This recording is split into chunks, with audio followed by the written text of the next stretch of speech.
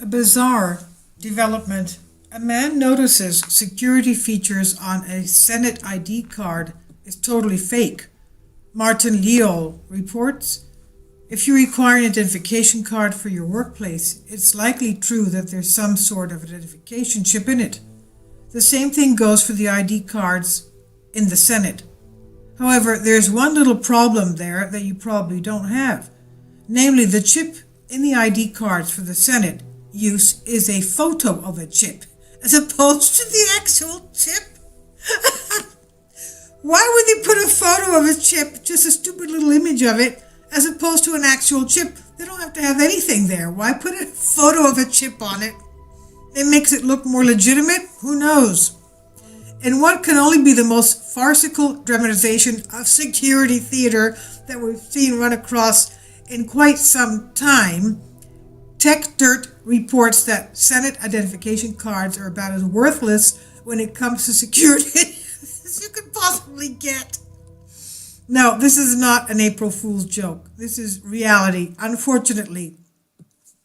The problem got pointed out by Democrat Senator Ron Wyden of Oregon in a letter to the chairman at the ranking member of the Senate Committee on Rules and Administration. He said that the problem goes far beyond the fact that a photo of an ID chip on their cards make them look ridiculous.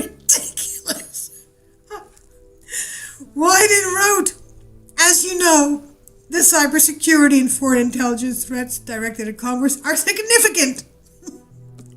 Could you imagine? I mean, something like that could be very easily counterfeited by anybody.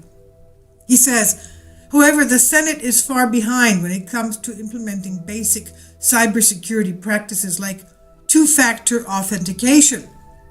Two-factor means in addition to requiring a password to log into a computer system, something you know, a user can be required to have a second form of authentication, something you have.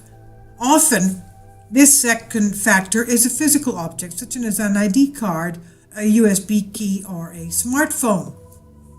You may begin to see the problem here.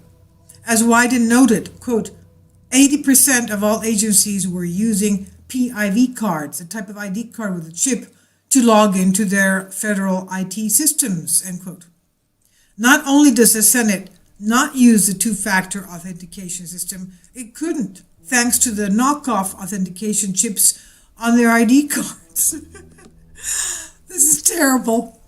Let's go on with the article. Quote, this is what Wyden wrote, quote, given the significant investment by the executive branch in smart chip-based two-factor authentication, we should strongly consider issuing our staff real chip-based ID cards and then using those chips as a second factor, end quote. This publication isn't oft in the habit of agreeing with Oregon Democrats like Senator Wyden. He's generally on the wrong side of any issue, but in this case, he's 100% right. Call it stopped clocks or blind squirrels, but Wyden has identified, this is terrible, he's identified a dangerous lapse of national security in the most important deliberative body in our nation, the Senate. One can only hope that Democrats and Republicans can work together to fix this before it causes a problem, and hopefully it will be fixed as fast as possible now that this thing has been brought up as a problem with the fake chips on the ID cards. This is by Breitbart on Conservative Tribune.